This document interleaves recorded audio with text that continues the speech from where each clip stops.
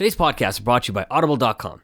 Get a free audiobook download and a 30-day free trial at audibletrial.com/usingyourpower. Over 180,000 titles to choose from for your iPhone, Android, Kindle, or MP3 player. Based on today's podcast, I like to recommend The 4-Hour Body, an uncommon guide to fat loss, incredible sex, and becoming superhuman by Timothy Ferriss.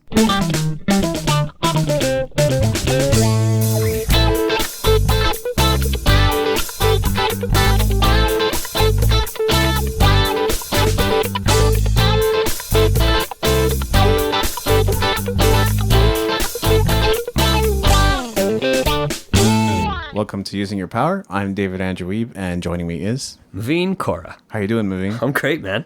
Good to hear. I'm powered up myself and looking forward to today's conversation. So what are we going to get into? Well, we're going to get into making good food choices. Interesting. So that's a really important part of all of our lives, right? I mean, you eat on a daily basis, ideally eating 3 meals a day, breakfast, lunch, and supper. I know a lot of people that skip breakfast too, but I wouldn't recommend it. That's how sumo wrestlers gain weight, is they skip breakfast. That's one of their tricks. So we all eat, and it's going to happen whether we want it to or not, because we need that energy. So we might as well be putting good things into our body instead of bad things. Absolutely. And, this being this beginning of the new year, and a lot of people have, went to the gym starting in January, and a lot of people had some great goals and big goals on, getting healthy, eating right. So, I think this show is pretty timely, a couple months into the new year, and just kind of seeing where everybody is and seeing if they're still holding on to those, the same goals, and if they are actually making the right food choices as they promised themselves at the beginning of the year.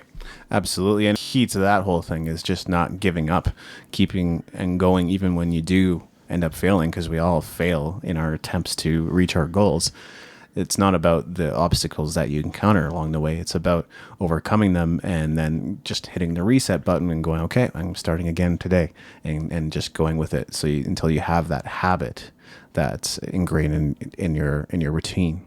No, you're right. And, we always hear, 21 days to make a habit. And I don't know if it's exactly 21 days or 19 days or maybe 50 days, really. Depends on the person, probably. Yeah, I agree with you. It really does depend on the person, because you have to, you might be ready, but a lot of times we're just getting ready to get ready.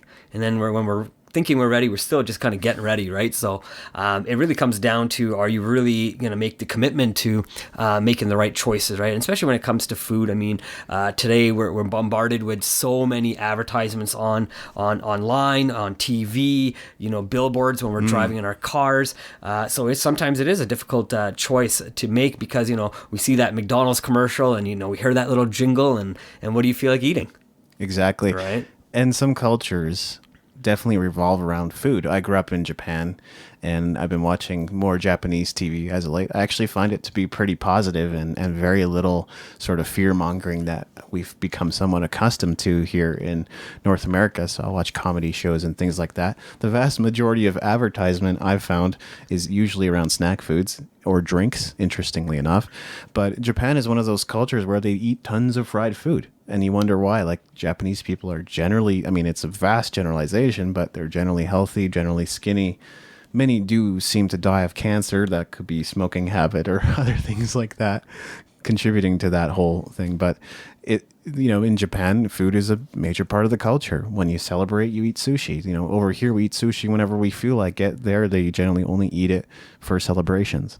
So there's some of those differences that are going to contribute to how you eat as well. Well, you're right. And, we're bombarded with the all-you-can-eat buffets as well. And, I mean, that does contribute to a lot of people's, waistlines as well, right? And overeating and consuming way more calories than I think people want to consume, right? I know it is a great feeling to be able to go to a buffet and eat what you want and really get full and get your money's worth, I guess, right? A $25 buffet or whatever the buffet cost that you went to.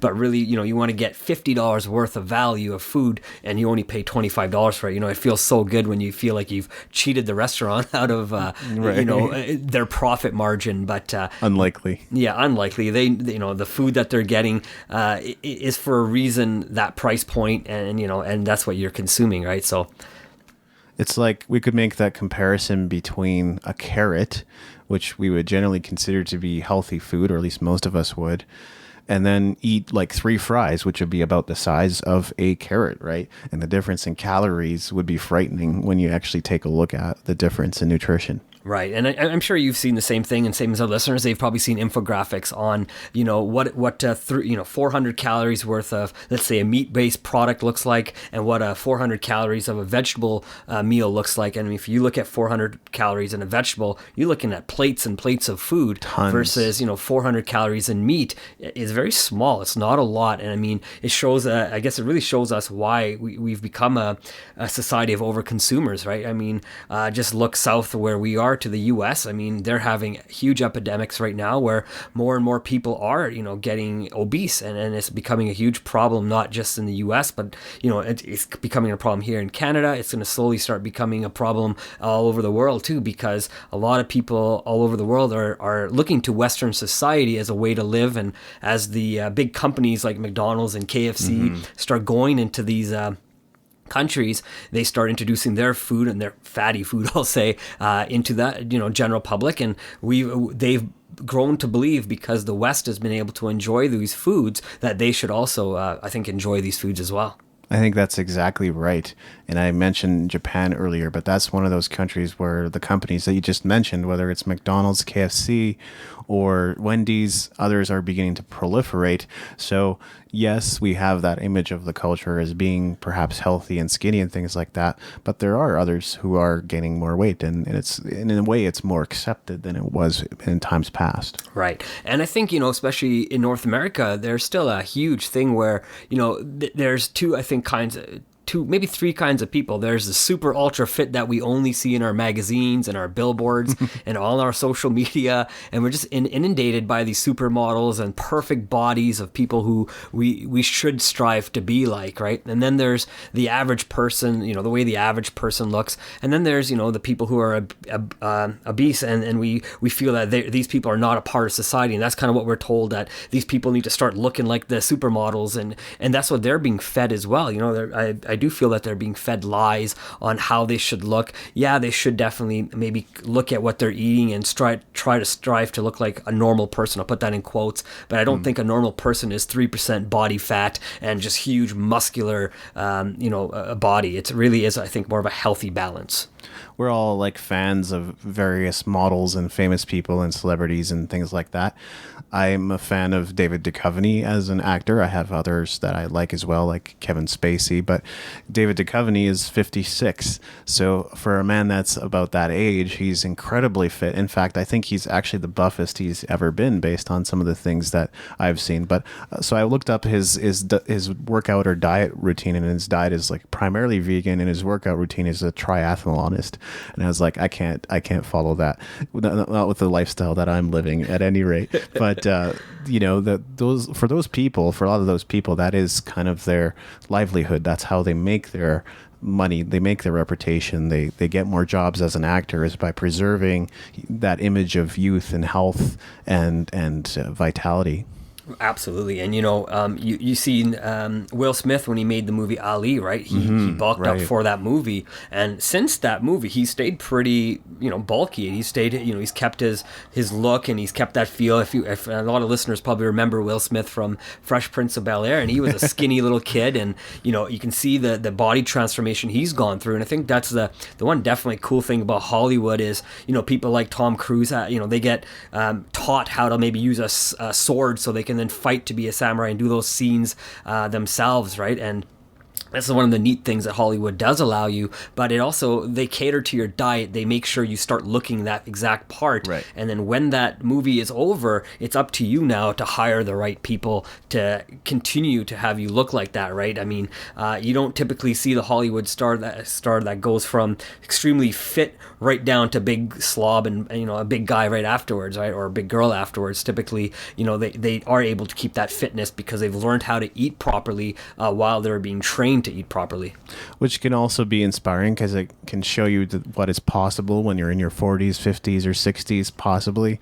You can still gain muscle if that's what you want to do. You can still lose weight and become skinny or just a healthy, comfortable weight for you if that's what you're aiming for. So people often put such restrictions on their age. I even heard that from one of my friends recently. I was like, I don't know, man. Like, I'm not the kind of guy to disagree with people. I will disagree inwardly rather than outwardly a lot of the time. Are you sure? Because me Well, and you have quite a bit of heated discussions sometimes. that's because that's the concept of the podcast. So Okay, perfect. let's not neglect that part of things. You're right. There is sometimes that outward disagreement as well. I won't lie. It's just sometimes you're picking up other people's mentality and you're not gonna try to challenge them on that. It really depends on the situation. But yeah, he's like, you're at that age where your body just processes food differently. I'm like, I'm not gonna just accept that as face value, as being true, as being what my destiny is as a human being. I believe my body is my body, and the way in which I take care of it will make a difference as far as how fit I am, how healthy I am, and how comfortable I am in my own skin. Right. I think he does make a good point saying that your body will process food differently as you age. I don't think he's wrong there.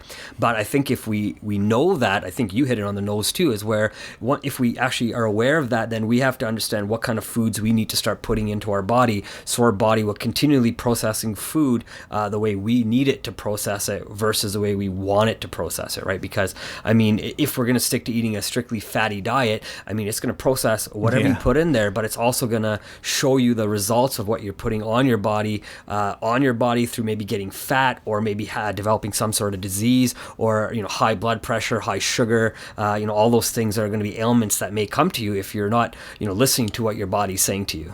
Yeah, so part of it is watching what you eat, and I don't think there's anything wrong with having maybe a cheat meal here and there, possibly even a cheat day.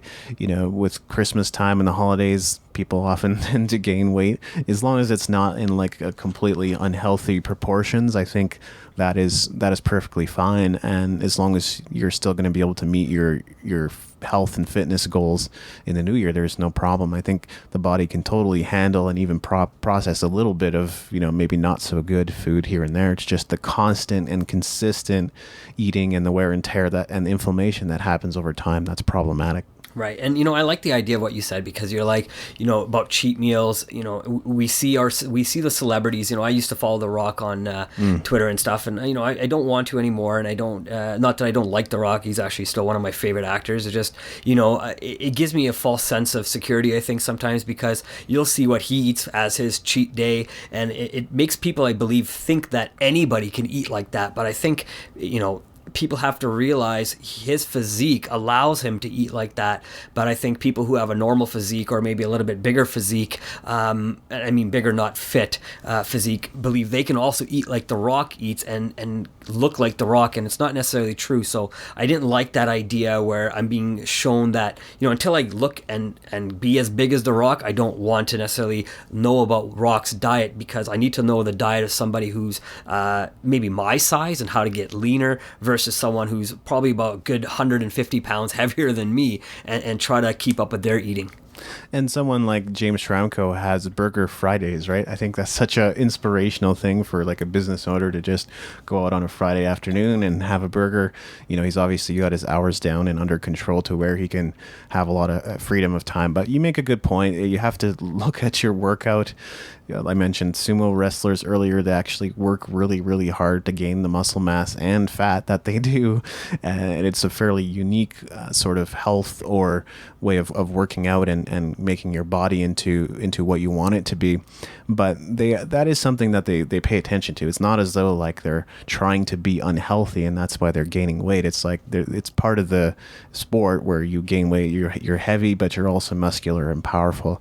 And that's what you need to be able to do to participate in that style of wrestling. Absolutely. And, I've only seen a couple of sumo matches, and you'll see like the little guy sometimes beats the big guy, right? It's just sometimes learning how to use your weight and the way the other person is using their weight against them, right? Is using their body motion against them, right? So, sometimes the little guy does beat Goliath too, right? So I know we were talking a little bit about that prior to starting to record, but that's right. It is an interesting thing. So I do think that, the diets that these sumo wrestlers eat, do you know what they're usually consisted of? Yes, I don't remember the exact name of what it is that they eat. I can maybe look it up a little bit later, but it's essentially like a big stew or like borscht or like soup, right, with everything in it. Meat, vegetables, everything, and they eat a ton of it. And I think they actually, they portion it out to help them build towards their goal weight. Right. You know, that's actually really interesting. So you're saying they kind of build up to that place they want to be, right? And I think if you look at the way society goes, I think that's exactly how it goes these days too, right? We continually just eating and eating, and we don't really think about what we're consuming. And over time, yeah, we start getting to that look that we may not be enjoying. And you know, even though we may enjoy the way we look in the mirror, sometimes you know it's okay to be a little fat and enjoy it and say, you know, this is who I am. I'm comfortable in my own body. But you also have to realize the way you look is not always going to be the best as well, right? So you do have to find that balance within yourself, because you know, like we talked about earlier, too much body fat can mean heart disease. Not enough body fat can also lead to some other sort of problems as well, right? So you have to kind of know your body, really find what's good for you. I know you kind of quickly looked up what sumo wrestlers eat. So yes, I did. Go ahead. It's called chunkwanabe, which is basically a stew with everything in it, and they eat a lot of it. So that's basically how that works.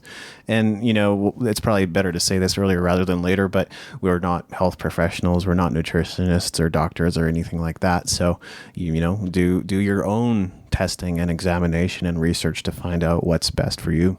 Absolutely. You know, you have to try the different foods and see how your body reacts to it, right? I know for myself, I used to eat thicker cuts of steak, and I would notice my body would not process it the way it used to when I was a little younger. So now what I do is I don't eat thicker cuts of steak when I do enjoy a steak every so often, not a lot. I don't eat a lot of red meat.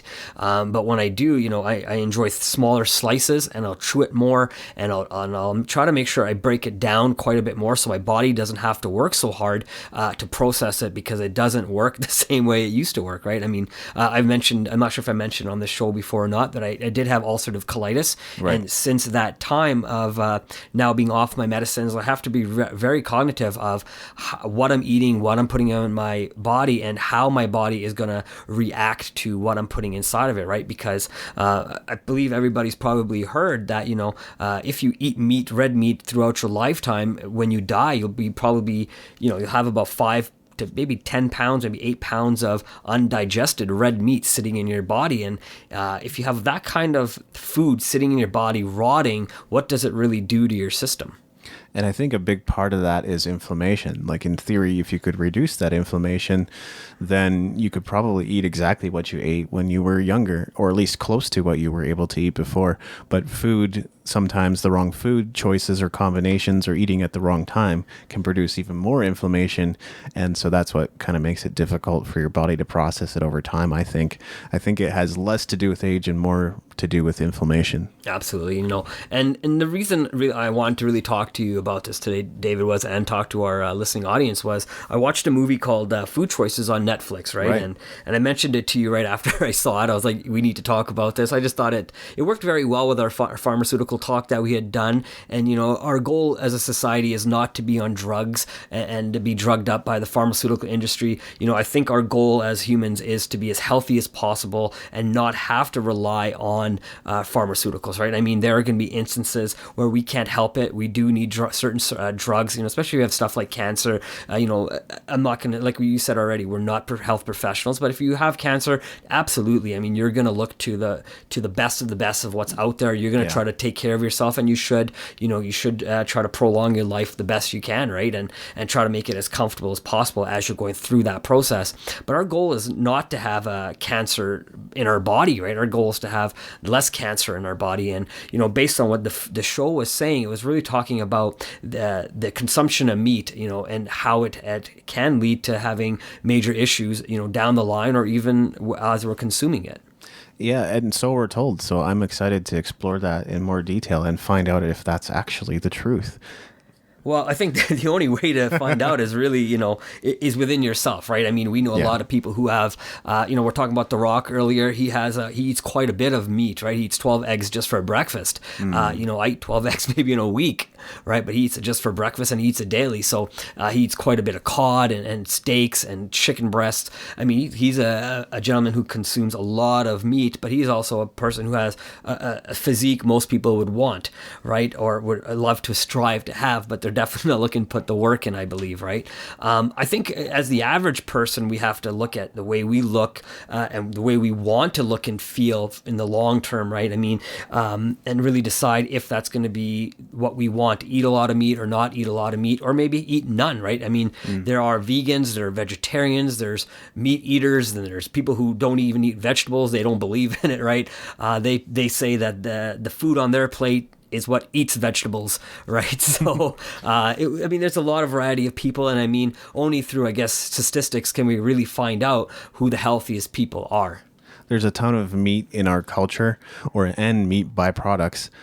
Pretty much every fast food joint that you can name has meat as a prominent ingredient in most of their foods and dishes that they serve. I would even argue that a lot of restaurants do, although you can often find vegetarian or other options. Sometimes it's a lack of options that prompts us to go, oh, okay, well, I guess I'll have meat tonight anyway, instead of perhaps choosing a healthier option. And then if you don't eat meat, and I experimented with this in July for an entire month, I felt less energetic. I didn't feel as good. I didn't feel normal.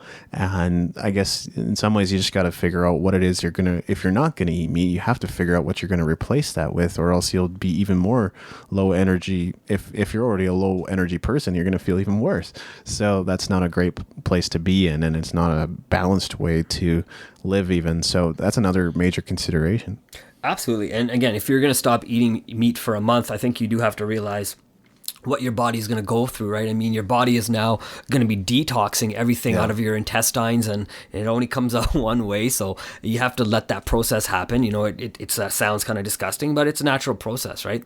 You have to clean your intestines out. You got to get all that good bacteria back in your system, so then you can start building your body back up to have the energy, right? I know one of the stats that they had mentioned in the movie was the closer you are to the equator, the more plant-based foods are eaten, and as you get further from the equator, the more meat is actually consumed. I just thought that was an interesting thing, so I started thinking about it. You know, what kind of people live closer to the equator? And a lot of times, you know, if we start looking into South America, it's a lot of the native Indians of South America. They have, you know, the rainforests to live off of, or consume foods from. If you start looking into, you know, as you go more north, let's say we go into northern Canada, we start looking at Eskimos, and of course, I mean, there's not a lot of plants growing in the tundra, right? No. There's a lot of seals and a lot of whale and meat and fats to consume, and that's kind of what their only diet is. So it's a very interesting thing to see as the weather starts changing what we start eating.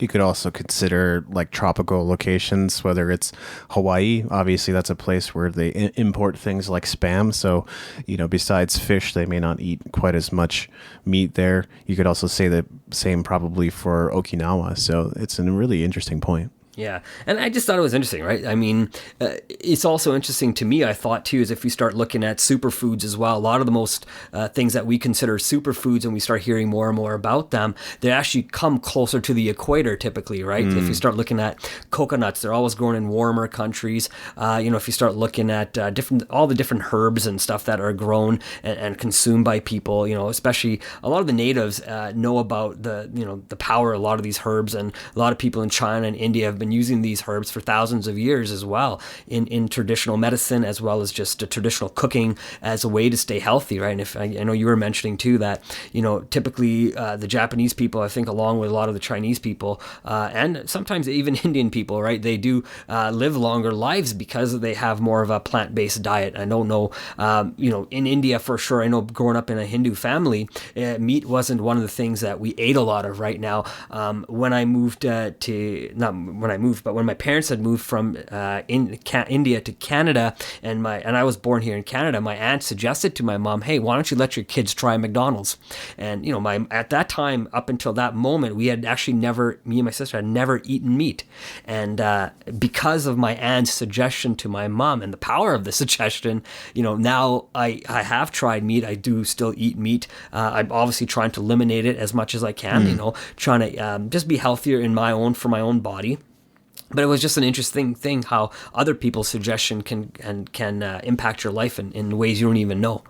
The fascinating thing about somewhere like Japan is that we might have that mental image of them eating very well or more plant-based diets versus meat diets. But like I was saying earlier, they actually eat a lot of fried foods and they also eat a lot of meat. So that isn't always the case. I would say rice is a pretty major, component of the Japanese diet, so that's kind of more plant-based for sure. But then accompanying that is often fish. It's often some kind of meat dish or miso soup, which also would often contain meat. So it's pretty surprising when you actually look at the Japanese diet. It's not, in some ways, it's not that different than ours, but I would say portion-wise, there would certainly be a difference. For sure. And I think the idea also is they don't consume a lot of meats. They might have a smaller portion of it for the extra protein, right? That they're looking to get, because your muscles do need protein to not deteriorate as well as to grow, right? And I mean, that's why. But if we look at, North American society, when we go to these buffets, we just gorge ourselves in lots and lots of protein, lots and lots of fried meats and fish. And fish itself is probably pretty good for you if you can get rid of all the mercury and all the contaminants in it. But let's look at it and say, okay, let's say it was healthy for you. Eating a small portion of fish is great because it does give you that protein you need. But so do a lot of other plant-based foods have a lot of protein as well. Yeah, and you could even say comfort foods is what dominates buffets. Things like mac and cheese and fries and other things that make you feel better in the moment, but may not make you feel that much better later on. Absolutely, and that's exactly what they do, right? We've all been to buffets. I'm also guilty of it. I don't know if anybody's that's listened to our show has been to the buffet in Las Vegas at the Rio. It is wall to wall of the most amazing food, tacos, pastas, but they're all heavy foods and they're all fried foods, and they're, then you get to the dessert table after you're done eating, and you're at a buffet, and what's a little dessert gonna hurt you? But then you have a full plate of cookies and cheesecakes and all this sugar added foods as well, right? So not only now are you consuming way more calories just in your dinner, now you're starting to consume a lot of sugar as well, and eating too much sugar or too many calories in one sitting, in my personal belief, can't be too healthy for you. Yeah. My favorite, by the way, is Indian buffet, but I know we're talking about health here. I'm not sure how much better that is for you versus Western buffet, but who knows? Well, if you're talking about an Indian buffet containing of mostly lentils, it might be okay. But if you're talking about the North American Indian buffet where they got a lot of butter chicken, I just kind of say it's probably not the best. Curries and fried potatoes and pakoras and things like that. Oh, yeah, the pakoras. My mom's actually made pakoras for Christmas, so it was kind of a nice thing because I don't really get to have my mom's cooking all the time because I don't live with my parents, but that's what she made for Christmas, and it was amazing. I could probably go on and on about that side of food, too, because I enjoy food.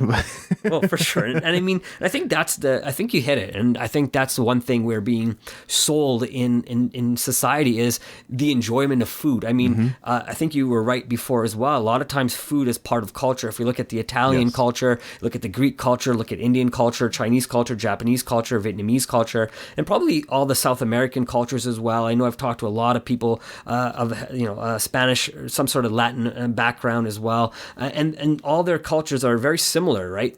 And they're all based on gathering around everybody, community, getting together and eating and enjoying the company of each other, right? A lot of times that's how people are, but in North America, we're kind of said, enjoy the community, but eat a huge feast, right? I think one of the things that I liked about the movie said too was that eating a lot of meat was, back in the mid maybe 1600s, the meat was really for the rich people. It wasn't really for the people who had, not a lot of money, right? But if we looked at the way those rich are portrayed in even paintings today, we'll see that those people were a little bit bigger. They weren't really skinny, right? They were fatter, right? So it does show that, if we look back into history, even hundreds of years ago, you'll see that these people weren't really in the best shape, but we would consider them, if we were looking today to say, yeah, they were in good shape. They were probably healthy, right? They had that healthy body.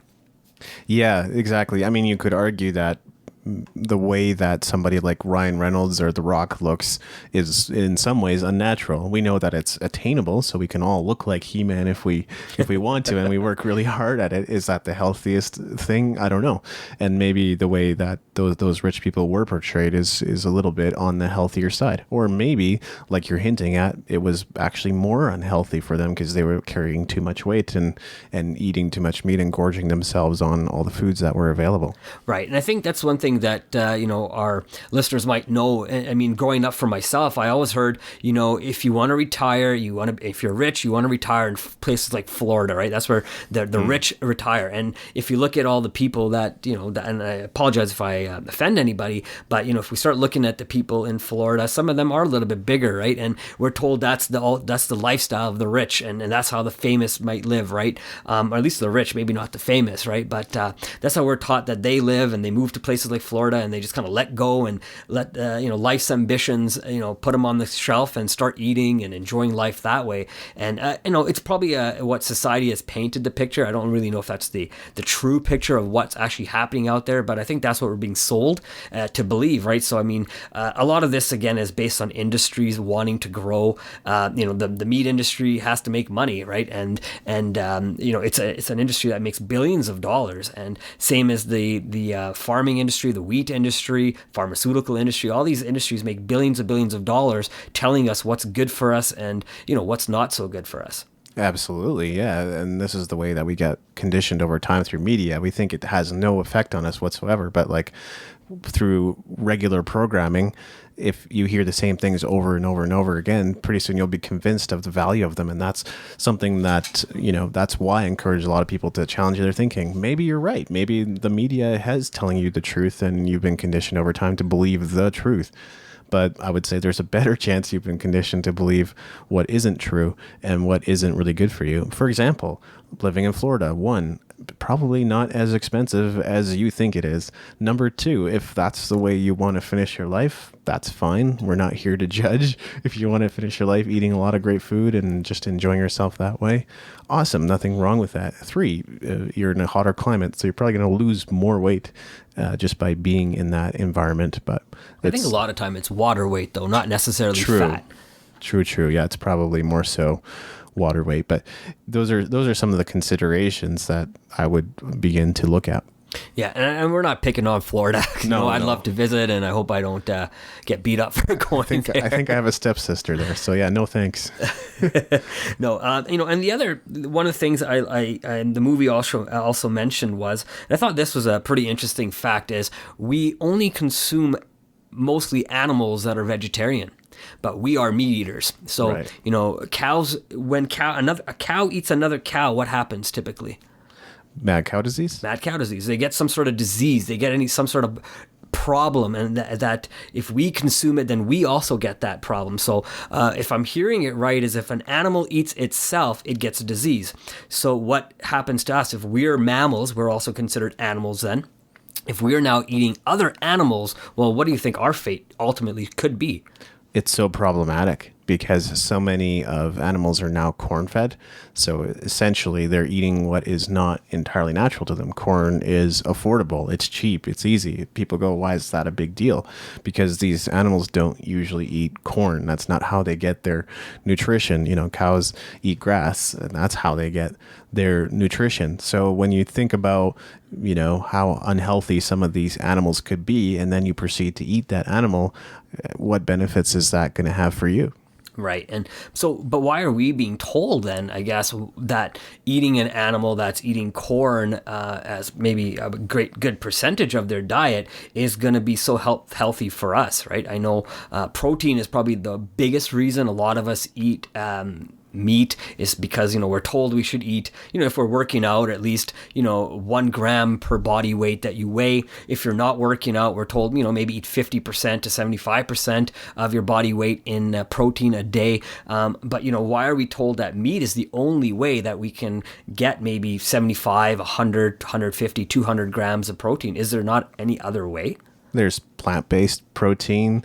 You can use protein like whey protein shakes and things like that. Sure, there's other sources. It's not just meat. Right. So, but why are we, what do you think? Why do you think we're told meat is our biggest Well, we've talked about the food group before. I mean, it's not just the dairy industry that was benefiting from that. Anybody that was on that list was benefiting from educating people, Generation X or even before, that the food group was the right way to get a balanced meal. And of course, it included meat. It included dairy, things like that. Were there some real, does the food group have some benefits as far as like, what would a balanced meal look like? Sure, but it's not actually informing you as to what that is. It's just saying you need to get these 4 food groups. Right. And is junk food on one of those food groups? Because I sometimes really enjoy it. Not that I'm aware of, and I wouldn't be the least bit surprised because corn has made its way into pretty much every product. If you look at the grocery store, it's absolutely insane. Most of your snacks are probably based on corn as well. Well, corn and wheat, I find. And soy, actually. And soy, too. Yeah, more and more soy. I find wheat, too. I mean, I was eating almonds the other day, and it says may contain flour. And I was like, what are you talking about? It's an almond. How can almonds contain flour?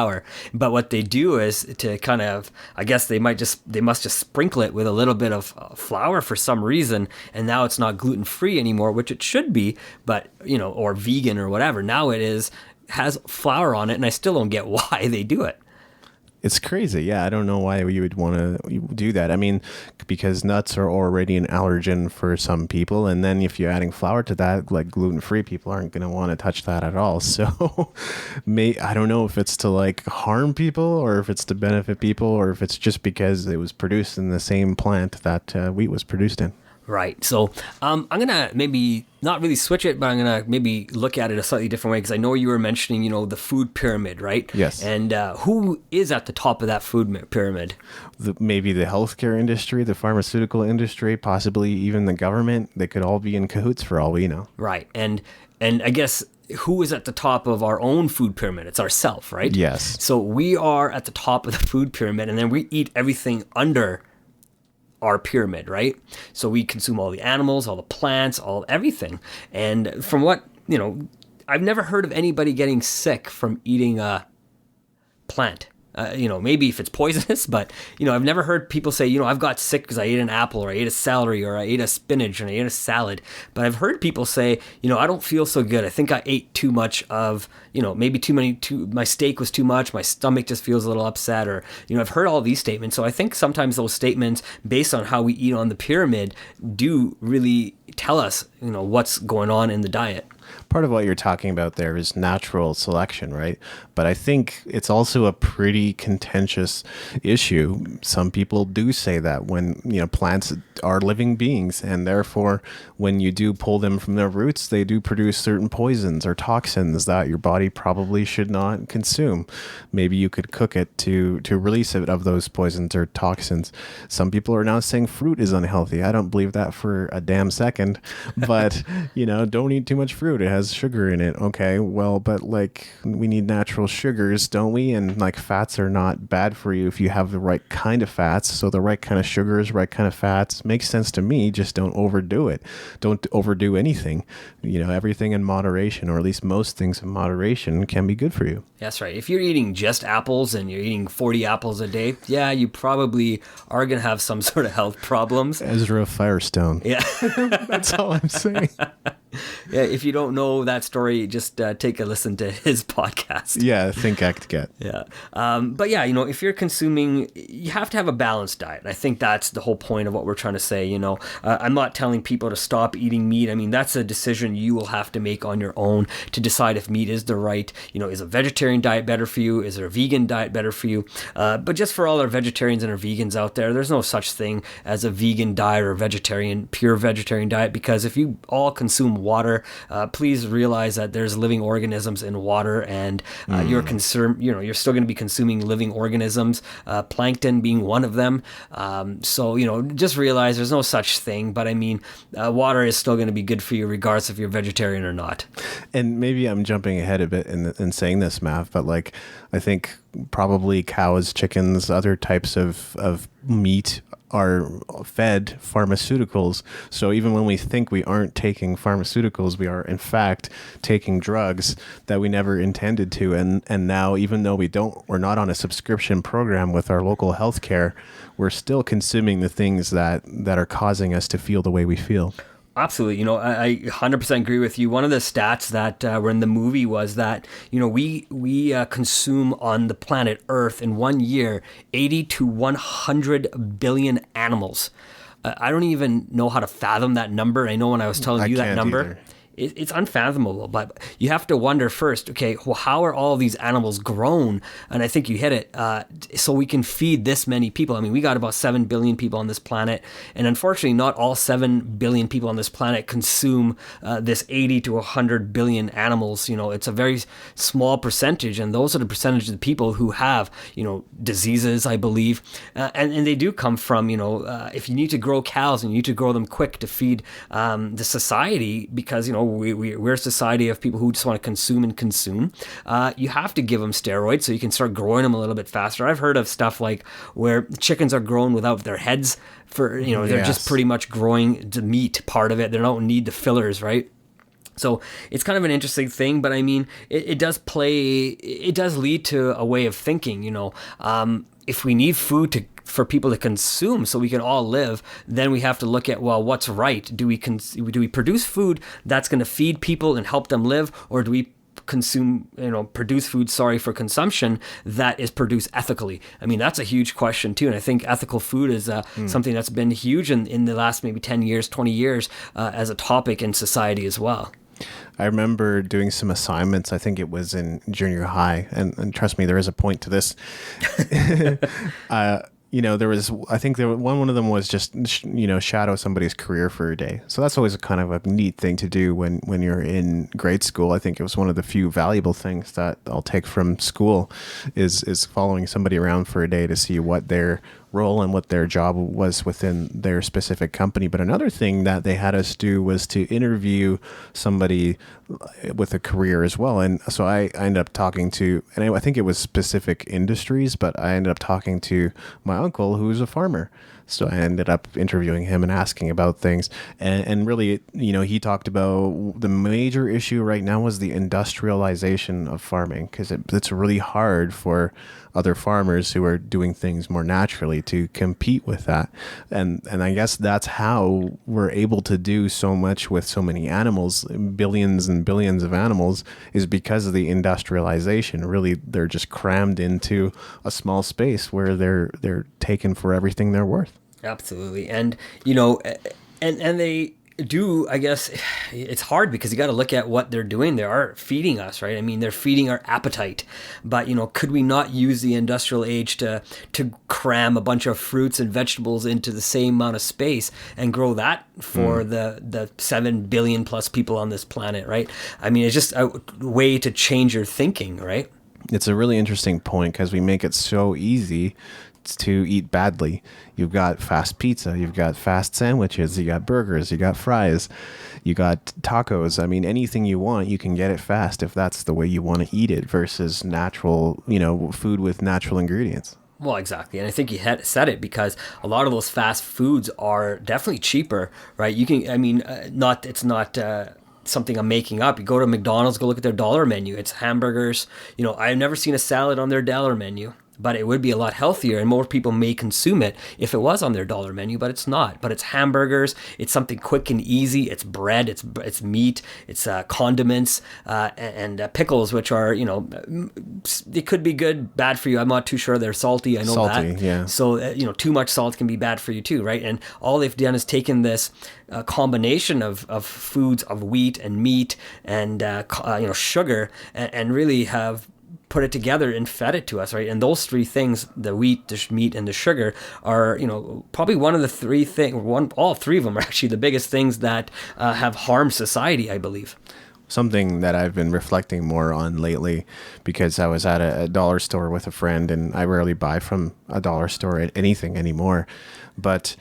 And I'm not telling other people not to. If you want to buy stuff from the dollar store, that's fine. There's lots of good cheap stuff there for various uses, even kitchen use, which is awesome. And sometimes you need to save money. And I was in that same position where I needed to save money. So I'd buy things from like Tim Hortons, the dollar store. And Tim Hortons is kind of for those who don't know, kind of a fast food donut place like any other you've probably been to. In the U.S., I think Dunkin' Donuts is probably the most recognizable name? Yeah, probably. And what was another place that I would sometimes buy, or I guess grocery wise, I would just buy a lot of mac and cheese and noodles. So like I was doing this to sacrifice for a period of time so I could get my business off the ground. It was never a long-term arrangement. So I would still go back and do it again if I had to, but you don't want to do that for longer periods of time because obviously your health will take its toll, or you just won't feel as good or have as much energy that you need to actually get your business off the ground. So I did that short term, and other people watch me and go, "You're crazy, you should not do that." But sometimes you have to get through those difficult periods, whether it's finances or something else that's making unable for you to eat what you want to eat. Absolutely. And I think back to college students, right? And I know I lived at home when I went through college, so, I didn't necessarily have to go through the same thing a lot of different college students have to go through. But, I mean, the ramen noodle diet is probably the most common diet, and I think you hit it on the nose with the mac and cheese. It's cheap. It's 70 cents for a package. And, I mean, you can add little vegetables, a little meat to it, and make it a, pretty decent meal. But if you start eating this every single day, I mean, your body will probably start showing the reflection of what you're eating is eventually, right? So I know they always say what you eat is, what you become as well, right? So we have to decide, I guess, as society, what do we want to become? Do we want to become, a little bit leaner, a little bit more healthier? Like I'm not saying don't eat unhealthy food. I mean, we got to live. We're only here once, on this planet Earth. What we've been told. Might as well enjoy living. Might as well enjoy living, and that's what some people think too, right? So hey, you know what? There's nothing wrong with me eating a bunch of food and just getting, a little bit bigger, and it's not. I'm not talking about everybody because not everybody's mentality is like that at all. Some people do have addictions to food. I mean, sugar is one of the biggest addictions we know out there. I know it's been compared to things like heroin before. Or alcohol. Or cigarettes or other drugs as well, right? Opiates and whatnot. But the sugar, I mean, we have to, again, just look at the way it is. And I mean, we all know what sugar does to our bodies. We can see it in the way the mice in labs have been, fed sugar and what happens to their bodies as well, right? So, I mean, I guess it brings a good point. Are we just lab rats for somebody else? In some ways, we probably are. They're just testing things out to see what happens. And if they can pump us full of this food that's been controlled in some way, and then they can pump us full of the pharmaceuticals to sort of keep us on the border of being alive for longer but not too long. I mean, that seems to be the experiment that's playing itself out, but I'm not saying that's absolutely true. It just seems to be the appearance of what's happening. Right. And again, it seems like I think you're saying the pharmaceutical industry is probably got a hand in it. Yes. Possibly, right? And the other thing too I was looking at is I know the pharmaceutical industry is the makers of a lot of multivitamins. And I'm sure you've taken some multivitamins before, David. Yeah. Right. And I know I have as well. And I was told that, we need to take multivitamins because the food we eat doesn't have the vitamins, that we need. Well, I guess we have to look at how what food we're eating, and it makes sense, right? Because a lot of the food that we eat these days, or at least in North America, is a lot of processed food, right? What kind of vitamins do we expect to find in processed food, right? Hot dogs aren't really meat. They're just kind of the odds and ends of everything else that wasn't usable, but they sell it to us as a delicious food. And don't get me wrong, it is delicious. If I go to a ball game one day, I will have a hot dog because it's about the experience, right? But I wouldn't necessarily always have one, right? And the quality of food, or the quality of vitamins rather, does matter, because sometimes the cheaper vitamins that you can take are like petroleum-based products, and there are a lot of products that just like red meat will go undigested in your body and just remain in there, whereas a good quality vitamin will be made naturally. It may not make you feel instantly 10 times better than you feel right now, but like over time, regular use of a quality vitamin should help you feel a bit better and a little more energetic. Right. And your statement, I know, I believe what you said is true, but I also believe what your statement is what the pharmaceutical industry wants us to believe, is if you take a multivitamin every day, eventually over time you'll feel great. But why doesn't the pharmaceutical industry or the food industry say, hey, if you eat good food over time, you will then have the right nutrition you need as well, right? I think, again, in North America, we're fed this fast food mentality where, if you want to get health fast, just eat a multivitamin. Now, there's only two vitamins that I know your body doesn't produce. I believe it was a vitamin D and a B12, right? And those are the two vitamins that we need to get externally, right? D usually comes from the sun, and I believe vitamin B12 can come from drinks like kombucha, because it is a good energy boosting type vitamin, right? So, but everything else from A to Z, absolutely, we should be able to get from our foods as long as we're eating good foods. And again, in North America, we're not necessarily eating the most healthiest foods. And I think we are trying to make good choices.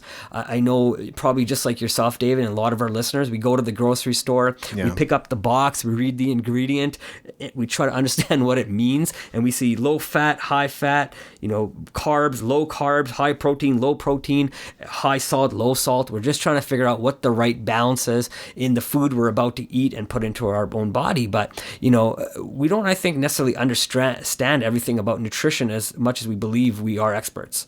I think partly it comes from these studies. I don't know if they're real studies or if they're just pseudoscience or not, that tell us, well, if you want to get the equivalent of the nutrition that you used to be able to get in a banana 100 years ago or whatever it is, then, for every one banana that you could eat back then, you'd have to eat 30 bananas today. So they make it sound like it's impossible to get the same nutrition you used to be able to get with the food that we used to have. And that's why they say multivitamins are necessary. I don't know if I buy into it 100%, but I think that's where it's coming from. Well, I totally believe what you just said. If we think about it, there's billions of dollars spent on vitamins every year, and still people still get sick. People that take vitamins are still getting sick. So it tells me that, it's not the vitamins are not necessarily the issue. It's probably the person's diet. Vitamins cannot control what you put into your body. And only thing your body can do with the vitamins is, like you said, one of two things.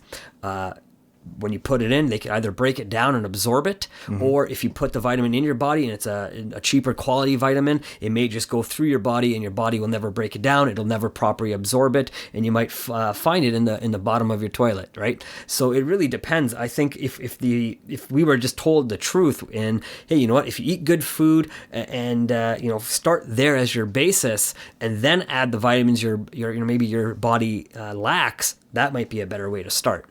There are so many factors there, which is really interesting, because even the way you think, your attitudes around your life, not just life, your attitudes around what you're eating. If you're saying to yourself, this is going to be bad for me as you're eating it, even the healthiest dish could possibly turn into poison in your body. And even if you're eating the worst dish you could possibly eat for yourself, and you say, this is good for me, that could maybe make it more beneficial to you rather than not, although it could still have harmful effects. So I'm not saying that you can just bless your food and eat whatever you want. It doesn't work that way. But your general stress level, how you feel about yourself, we don't always factor in those things, but they're huge. Your DNA, all those things can play a part in how you process food, which is why it has to be catered to the individual. Even taking DNA tests, if that's something that you could afford to do, might be worthwhile to find out what's best for you. Yeah, exactly. You said it perfectly. I think DNA is huge. If we have to understand what we're made of, it's to understand what we can put on our bodies. I know I've heard of stuff like the blood diet. So it's like based on your blood type. Yes. I've heard of so many different diets: the Atkins diet and the the paleo diet and the caveman diet. I mean, if we think about the caveman diet, the Bible diet. I don't know what the Bible diet is. What's that? Basically, just eating. I think there was only 3 kinds of meat meat that they would ever eat in the Bible. So like other than that, completely plant-based. So I think it was like, lamb and venison and something else. Right. It was all they would eat in the Bible times. So like just following whatever it is that they ate back then. Now, do you think they would probably just ate it because of the location they were in? I mean, if the Bible had taken place in North America versus, in the Middle East, I think they would have probably ate bison, and they would have said that, bison was a great thing to eat, not, venison. I don't even know what venison is. Well, yeah, that's deer. Oh, okay, perfect. Yeah. But I think, you could, I don't know. Yeah, it could have been a different factor altogether. Location, environment, culture, all those things could have played a part in their diet for sure. Yeah, I believe so, right? I mean, your diet's typically based upon what is around you, right? So again, going back to the same point I had earlier was, as the closer you are to the equator, there's only certain foods there, right? And more now, so than anything, we've actually started, because of the Industrial Revolution, started cutting down the rainforest to raise cows on this land for people, right? It's crazy. It's absolutely nuts. You're right. And, but if we look again to the north, again, with the Inuit, for example, they're eating a lot of meat based, right? So again, it really, I think your location does depend on how you're going to live, right? I mean, as if I was an Inuit living up north, I'd probably want a little extra fat on me because, being in the cold, it is going to require your body to stay warm, right? And fat definitely helps your body stay warm. If you live in a warm climate, you don't necessarily want to be big because, your body will react much different in that climate if you're bigger or, smaller. I recently won these tickets to South Africa, like coupons for the flight or the trip or whatever. And I always sort of question and doubt whether or not that's just going to be like a timeshare sort of thing. But, I watched this video that I was supposed to watch for half an hour or whatever. And they were talking about how these ponds were stocked with trout or whatever. And, what it got me thinking was, and I don't know if they're stocked or naturally occurring, but I would almost assume stocked because the thing about trout is they live where we are, and we get minus 20, minus 30, sometimes minus 40 weather here in Canada. They survive and are able to live in fairly cold water. What happens when they're put in hot water? I mean, I know there's trout in Japan too, so I guess they're kind of a very strong fish no matter how you put it. But those kinds of things are curious in the same way you said moving cows to like rainforest. That's kind of what triggered that thought for me. Right. Well, and I find that interesting because I remember being a kid, and that was the one thing that we used to raise money for was saving the rainforest, and I never really understood it. I mean, as a kid, you just kind of do what the school says, take this thing and go collect money from people right? And I always wondered, what the heck did they actually do with that money? I wonder if they really did, save the rainforest, or was the school really just taking that money and putting it into their own pockets? I have no idea, and I guess we will never know, at least in my end of things. But I mean, I was hoping to believe that they took that money to, buy that land in South America and save the rainforest. But, if you're a school and you have, expenses, it's not hard to say, hey, you know what, we'll sell that land now for triple or 10 times or 20 times or 100 times the cost of what we bought it for, 30 years ago, and now, make a whole bunch of money on it. So really, I hope they do protect it, and, there is wildlife reserves and places that are protected, provincial parks and stuff like that, and state parks in the U.S., right? But, it's hard to say how much money is it going to take before these places that we're protecting don't become protected land, because the pharmaceutical industries, the cattle industry, the meat, and, all these different industries can make billions and millions of dollars on it. So many things are not as bad as we thought they would be, and so many things are not as good as we thought they would be. It makes me think of grade school, just like you, Maveen. We were told how bad the ozone layer was getting, and how we would be living in a post-apocalyptic Highlander world in 1999, and people would be cutting each other's heads off with swords so that they could be sustain their immortality or whatever. I'm just referring to a cult classic movie in case you hadn't noticed. but you know what I mean? Like, we had this image of this being this post-apocalyptic world. Everybody would be like burning to death, and then we would have these really super flippin' cool, high high-rise buildings that looked futuristic. Well, in terms of scientific and technological progress, we know things are moving fast, but in different ways than we think that maybe we initially thought. And the same can also be said for the environment. So yeah, in some ways things are getting worse, but maybe not in exactly the rate or the way we thought it would be. Right. I love what you said, and I want to acknowledge what you said there. But what do you think is going to happen now? I know one of the biggest things that is come up in the last maybe 10 years is this battle between food, and I put that in quotations, and organic food. What are your thoughts on that? Organic, and yeah, I know, and it's a big thing, right? Like a lot of people think, well, let's get organic food instead of the alternative, and there's obviously there tends to be a higher price tag on the organic food in supermarkets compared to stuff that isn't organic. I mean, with some things, the whole organic thing is absolutely ridiculous to me, right? You can get organic tea or you can get tea. To me, it seems like there wouldn't be a major difference. Maybe I'm wrong, but like certain products like that, I feel like there wouldn't be like that much a difference between what's naturally sourced and what is, maybe done through more sustainable means. So I think that the two tend to be closer rather than further apart than maybe we have a tendency of thinking. But I also know within organic, there's different grades. There's certified organic, and certified organic is a completely different thing than what we call organic, and that might have more benefits than not. But I think conversations will continue around this for sure because it's a huge trend. Right. And, it is more expensive to eat healthier. And is that maybe a reason why healthy food is expensive and non-healthy food is super cheap, right? I think when you can grow to kill 80 to 100 billion animals, there might be a reason behind that, right? It's because they know it's unhealthy, and it's easier to, that kind of profit margins in that, if you're going to consume 100 billion animals, well, how much money do you think worldwide that is actually bringing in?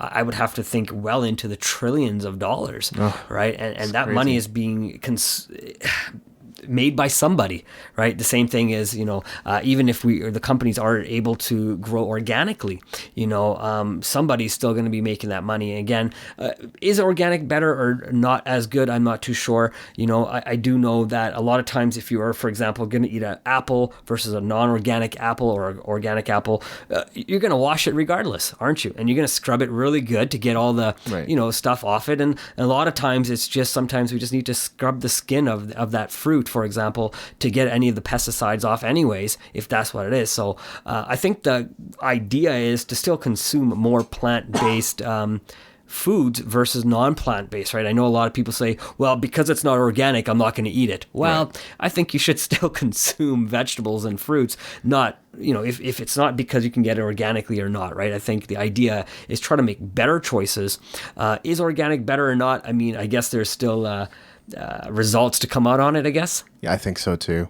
And really the only way for us to win in this whole situation is to realize that eating well isn't always as expensive as we think it is, even though there could sometimes be a price tag attached to it. But they say, what's the thing that you're supposed to eat when you have absolutely no money? Beans and rice. And beans and rice may not give you everything you need, but it gives you enough of what you need that it will sustain you, your energy, your health, and your ability to get through your day and work and do everything that you need to do. Amazing. That's not 4 food groups, is it? No, but if you break down what a beans and rice is, it's fiber, it's protein, it's good fats, and it's carbs, and it's all so what your body needs. Yeah. Exactly, you said it right. So I think if our listeners go back to Sir Mix-a-Lot, I think he said it. Red beans and rice didn't miss there. So I mean, it's pretty interesting, right? Red beans and rice, or kidney beans in this case too, right? So exactly. There is something to be said, and if you look at the East Indian diet is really typically, or not just East Indian, I guess, a lot of Middle Eastern as well, Pakistani diet as well. It does consume a lot of lentils, and just like you said earlier with the rice, with the Japanese and Chinese and even Indian and Vietnamese, a lot of the Asian cultures are huge into rice, right? Absolutely, they are. Yeah, so I mean, there must be some kind of benefit to that if like Japanese are regularly keeping their weight off, and maybe that's a difference in the fact that they substitute bread with rice, so rice instead of bread. It could be as simple as that.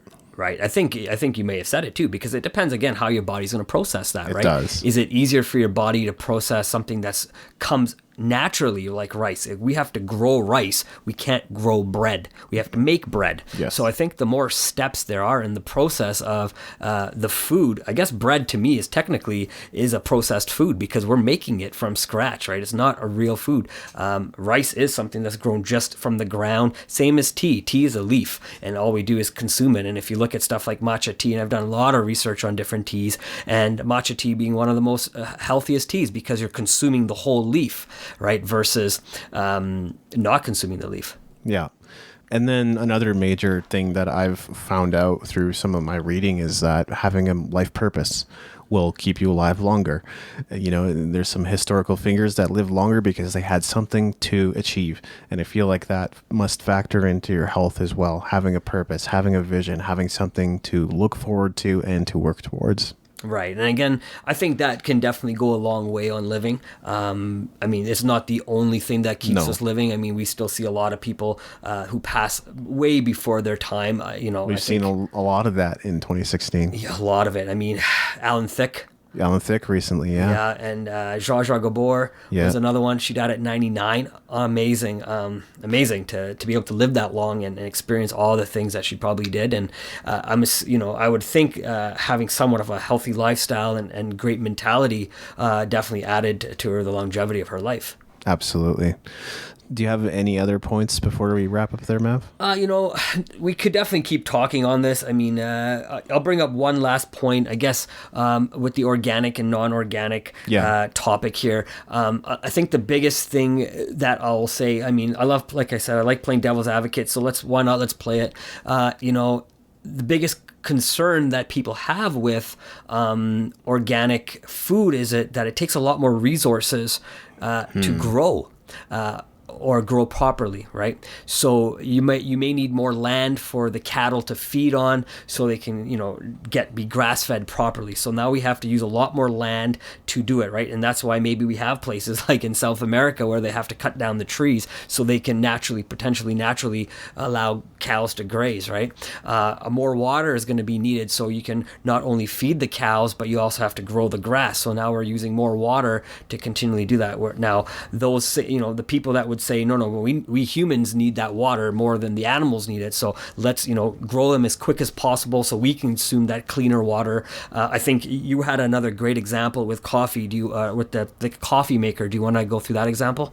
There's some innovations with like heating systems. So like you might normally use a kettle, and the problem with a kettle, or at least what these inventors identified, was that you usually end up heating more water than you actually need to heat, wasting energy and water. And it makes sense that they'd be looking at these kinds of things. I've recently read about like the hotel industry and green and sustainability and stuff like that. So there's a lot of initiatives that people are looking to put into place in different industries. So yeah, it's a kettle replacement, and basically it'll heat your water. But what you do is you put your glass on it, and it will heat the water from the bottom up, and only for the amount that you're actually going to be using then and there, which is a joke because I don't know too many people that actually finish their tea, water, drink, pet bottle drink, whatever it is they're drinking. But anyway, you're using less energy. The thing that they said was it's going to, at the closing of the video, because I think it was a crowdfunding campaign, they said was it's going to take a lot of resources to manufacture and produce this, so we really want your support. Well, that's great. I mean, obviously you need some kind of support to, financial support if you want to make your crowdfunding and your goal of making a better product a reality. But if it's going to take more resources and more money and more energy and more time to produce them, then it's actually less sustainable than just a kettle. Right, and I know we were talking a little bit about this again before we started recording this, and the same thing is I there's maybe 10, 15, 20 different light bulb brands out there, right? Like, why can't we? I understand why we can't just have one brand, because we live in a capitalistic society. Well, that's why. But it seems pretty wasteful to me, because I've seen, if you go online right now, you can see that there's been a light bulb burning, that's been on for over 100 years. How could one company develop a light bulb that never burnt out? And how come we have light bulbs that when I install it, sometimes it burns out right away? Why is the filament I'm using not so good, but the filament that these guys are using really good? So why can't they make that light bulb based on that? Now we have light bulbs with 10,000 hours, 40,000 hours life, right? But they've been able to make these light bulbs for years. But I find that the industry just seems to be about making money, and is not really necessarily always concerned about the environment we live in. They just figured, if they can just keep giving us consumables, and they'll just keep making more money, right? And we all know, right? If you're a business owner, you want to be selling consumables. You want customers to come back. I mean, I get it if we're looking at a business standpoint, but eventually sometime we have to look at the society, the human factor of the way we are living and treating people, the way we're treating animals and plants on this planet. And I think there is the argument that stuff like solar power and wind power, Alberta's got a ton of wind power down in southern side. There is the argument that this isn't actually more sustainable, and it's more efficient, and it's actually saving the environment. And in some cases, it might actually have harmful effects as well. So it's so interesting. It's sometimes the opposite of what we think it is, and we're trying to make things better, and in the process sometimes just make things worse by using more energy, more resources, more everything to try to get to that point of like more sustainability. So sustainability is not an easy thing to achieve, whether it's in food or anything else. No, you're right. And I think the ideas are great behind it. I think some of the most innovative people out there, like Elon Musk, are trying to think of ways where they can, for example, I think he was working on some sort of like a battery pack for your home. I had heard at one point where, it's kind of like Nikola Tesla's idea, right? Having a self-sustained home. So your battery here would pretty much produce all the electricity you'll ever need. So you don't have to have, we don't have to keep using this, right? The solar panels will do it, right? So yeah, we have to develop solar panels. So it's going to take some resources to do that. So to make millions and millions of these things, but eventually, over time, down the road, it'll be sustainable where we don't need to keep paying for it, right? I mean, it's kind of a cool idea where eventually we'll be able to keep more money in our pocket. But in the short term, what are we going to do with the environment? What kind of resources are we going to take away from other places to make solar panels and whatnot, right? So it's it's a heavy topic. I mean, we can talk about this forever and really have no say in it. Well, because we're encountering exactly the same thing with recent technological developments with the cloud, with the big data, with the blockchain and cryptocurrencies. Like, to do some of these things on a bigger scale than we're thinking about, and I know that companies are trying to make this even bigger than it is right now.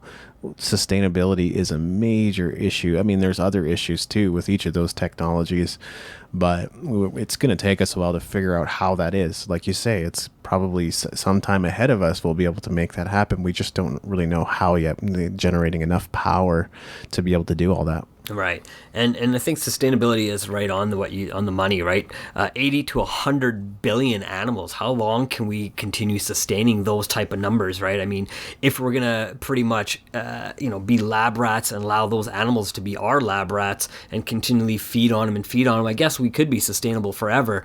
But, I heard one of the things that the movie said was too that there's 1 million net new people on this planet every 4 days. So, I mean, exactly. How many those numbers of 80 to 100 billion are going to grow exponentially over time as well, right? So sure, we have the baby boomers who are getting older, and we all know we're born to die. So I mean, we know the baby boomers will eventually pass, and a new generations of people will keep coming, and those animals are going to be continually sacrificed to continue feeding us, right? So I find it interesting because I think we are the animals that are consuming everything, and I think, unfortunately, being human, we feel we have the power over this earth. Yeah, and it's also a thing of land. Like, when do we run out of I mean, sure, Canada is huge, but at the rate that we're using land to produce all these animals, if it doubles, we're talking about 200 billion. If it triples, I mean, it's crazy. Or if it grows exponentially, imagine that. Like if population is growing exponentially, then so does our animal consumption. I mean, what does that do to ourselves, to our health, to our planet? It's crazy. Right.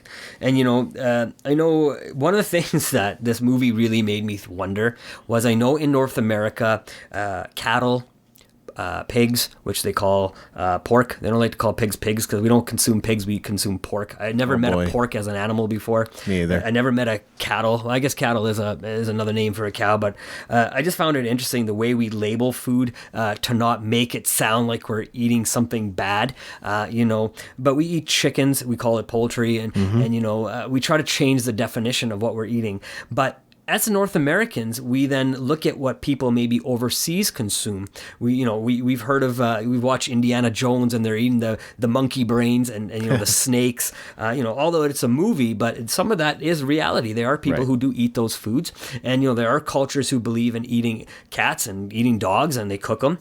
And different body parts depending on which part of their body they're trying to heal or whatever. Yeah, absolutely, right? But we in North America see that as, oh no, God, that's a bad thing to do. Why are they consuming cats and dogs? But, we're judging them based on what they're eating, but we're not technically looking at what we're eating on a daily basis, right? So one of the things that movie really made me wonder and think was, why is it a bad thing and why do we consider that bad, as a North Americans? And then if we're mammals, consuming other mammals, why do we as humans consider it then bad to eat another human being?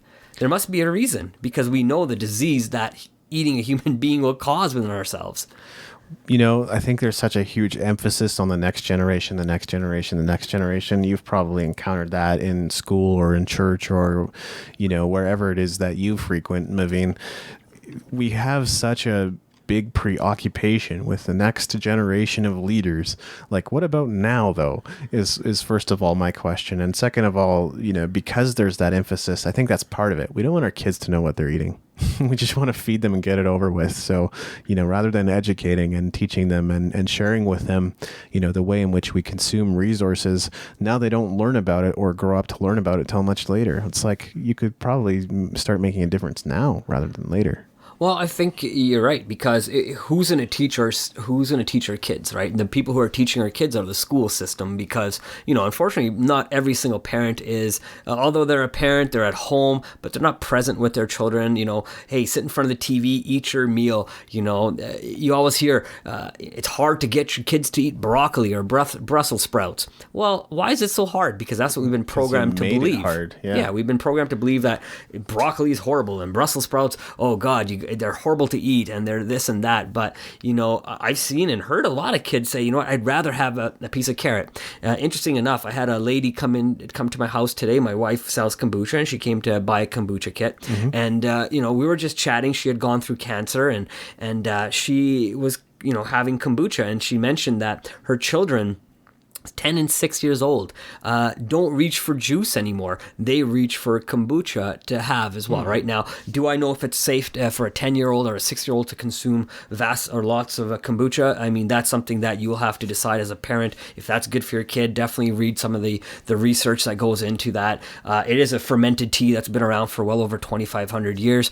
But there's a reason that she says it's okay for her kids to have this healthier drink versus sugar-packed drinks like apple juices, which are really just beverages now. Yes, they are. Well, and, people are impressionable. So imagine being told as like a 3 or 4 year old, broccoli's gross. And then maybe that sticks with you. I don't know.